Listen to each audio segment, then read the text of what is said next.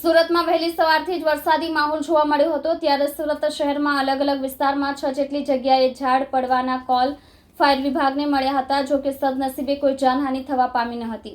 Call મળતા જ fire વિભાગની ટીમે ઘટના સ્થળે જઈને ઝાડ દૂર કરવાની કામગીરી હાથ ધરી હતી।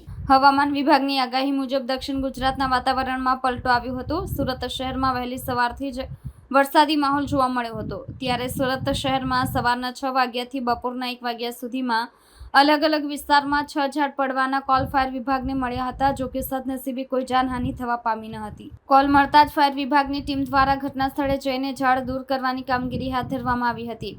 ફાયર વિભાગ પાસેથી મળતી માહિતી અનુસાર સુમુલ ડેરી રોડ પર ઝાડ પડ્યું હતું। અમરોલી તાડવાડી છાપરા ભાઠા પાસે ઘર પર ઝાડ પડ્યું હતું। અમરોલી આવાસમાં દુકાન પર ઝાડ પડ્યું હતું। કતારગામ માધવાનંદ આશ્રમ પાસે, વરાછા પોલીસ સ્ટેશન પાસે અને અડાજણ સુરભી ડેરી પાસે ઝાડ પડ્યું હતું।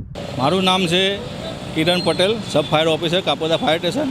અમને કંટ્રોલમાંથી કોલ મળેલો કે મિની બજાર રિલાયન્સ મોલની સામે કંઈક ઝાડ પડેલું છે। એમાં કંઈ વાવાઝોડાથી કે નુકસાન થયેલું હતું અને એનાથી ઝાડ પડેલું હતું। તો ઝાડ કાપીને સાઈડ પર કરી દીધું છે, રસ્તો ખુલ્લો કરી નાખેલો છે। કોઈ જાનહાની ઈજા કોઈ છે નહીં। ના, આજે સવારે વરસાદ ચાલુ થયો, રાતના કોઈ એવા ઝાડના કોલ નથી, પણ અત્યારે હાલ સુરતમાં ઝાડના કોલ ચાલુ જ છે। દરેક અલગ અલગ જગ્યાએ ઝાડ પડેલા જ છે।